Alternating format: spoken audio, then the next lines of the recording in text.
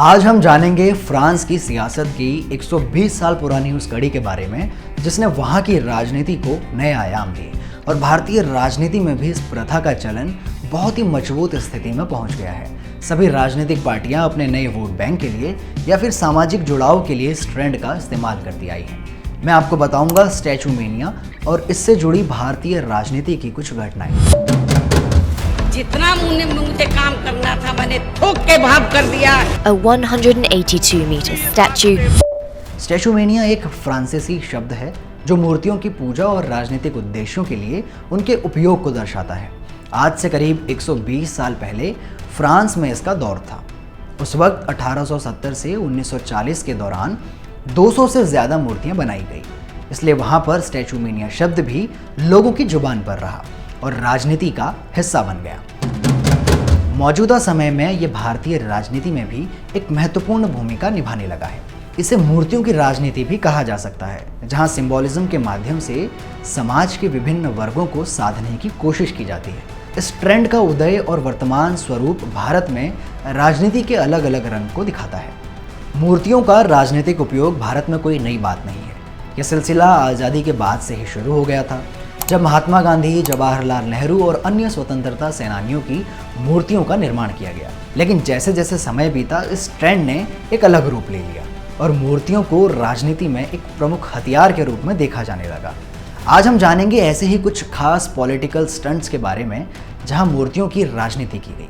मायावती के शासनकाल में उत्तर प्रदेश में मूर्तियों का बेहिसाब निर्माण हुआ।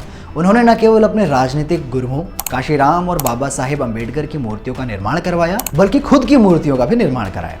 यह राजनीतिक संदेश देने का एक तरीका था कि दलित समाज अब सत्ता में हिस्सेदारी रखता है। इसके अलावा मायावती ने अपनी बहुजन समाज पार्टी के चुनाव चिन्ह हाथी की मूर्तियां बनाने में भी बहुत सुर्खियां बटोरी थी। राजकीय निर्माण विभाग के आंकड़े बताते हैं कि लखनऊ के अंबेडकर स्मारक में 78 हाथी करीब 36 करोड़, लखनऊ के काशीराम स्मारक में हाथी की 30 मूर्ति लगभग 17 करोड़ और नोएडा में 20 मूर्ति को लगाने में 65.5 करोड़ का खर्च आया। हालांकि इन मूर्तियों को सरकारी खर्च से बनवाने के आरोप लगाए गए। एक शख्स ने मायावती के मुख्यमंत्री रहते हुए 2009 में कोर्ट में एक याचिका दाखिल की, जिसकी सुनवाई में कोर्ट ने कहा, हमारे संभावित विचार में मायावती को अपनी और चुनावी चिन्ह की मूर्तियां बनवाने पर खर्च हुआ सार्वजनिक धन सरकारी खजाने में वापस करना होगा। मामले पर अपना पक्ष रखते हुए बीएसपी के वकील ने कोर्ट को बताया कि ये हाथी पार्टी के चिन्ह से बिल्कुल अलग हैं, ये स्वागत का प्रतीक है। मायावती के मूर्ति अभियान स्टैचू मेनिया का एक एक्सीलेंट एग्जाम्पल है, जहां मूर्तियों के जरिए राजनीतिक सत्ता और सामाजिक पहचान को प्रदर्शित किया गया। सरदार वल्लभ भाई पटेल की स्टैचू ऑफ यूनिटी भी इसी ट्रेंड का हिस्सा है। 182 मीटर ऊंची यह मूर्ति विश्व की सबसे ऊंची मूर्ति है। प्रधानमंत्री नरेंद्र मोदी ने 2018 में इसका अनावरण किया था।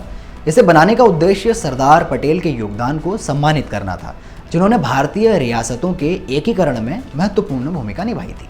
यह मूर्ति न केवल इतिहास को पुनर्जीवित करती है, बल्कि इसे वर्तमान राजनीतिक संदर्भ में भी महत्वपूर्ण बनाती है, जहां बीजेपी ने इसे राष्ट्रवाद के प्रतीक के रूप में प्रस्तुत किया। मिहिर भोज की मूर्ति। उत्तर प्रदेश के दादरी में सम्राट मिहिर भोज की मूर्ति का अनावरण एक बड़े राजनीतिक विवाद का कारण बन गया। 9वीं सदी के इस महान शासक को गुर्जर प्रतिहार वंश से जोड़ा जाता है, लेकिन राजपूत समुदाय ने उन्हें अपना पूर्वज बताया है, जिससे विवाद उत्पन्न हुआ। मुख्यमंत्री योगी आदित्यनाथ ने 22 सितंबर 2021 को इस मूर्ति का अनावरण किया, जिसे गुर्जर समुदाय को साधने के प्रयास के रूप में देखा गया था। यह विवाद न केवल सामाजिक बल्कि राजनीतिक रूप से भी महत्वपूर्ण है, क्योंकि इसे बीजेपी की पश्चिमी उत्तर प्रदेश में गुर्जर वोट बैंक को मजबूत करने की रणनीति का हिस्सा माना जा रहा था। हाल ही में महाराष्ट्र में छत्रपति शिवाजी महाराज की मूर्ति गिरने की घटना ने राज्य की राजनीति में हलचल मचा दी। शिवसेना और कांग्रेस ने इस घटना को लेकर बीजेपी को घेरने की कोशिश की और इसे मराठा समुदाय के खिलाफ साजिश बताया। मामला शिवाजी महाराज की प्रतिमा का है। महाराष्ट्र के सिंधुदुर्ग जिले में छत्रपति शिवाजी की विशाल प्रतिमा दिसंबर 2023 में स्थापित की गई थी, जिसका अनावरण एक समारोह में प्रधानमंत्री नरेंद्र मोदी ने किया था। फिलहाल प्रतिमा को लेकर विवाद यह है कि यह बीते अगस्त में गिर गई और हुआ ये कि राज्य के विपक्षी दलों ने इस मुद्दे को फौरन लपक लिया। उन्होंने महाराष्ट्र और केंद्र सरकार पर जल्दबाजी और लापरवाही के आरोप लगाए हैं और सरकार को जूते मारो आंदोलन भी चलाया जा रहा है। फ्रांस सियासत का हिस्सा रही स्टैचूमेनिया का भारत की सियासत में प्रवेश कोई नई बात नहीं है, बल्कि राजनीति के बीते कुछ दशकों में इसके कई उदाहरण भी मिले हैं।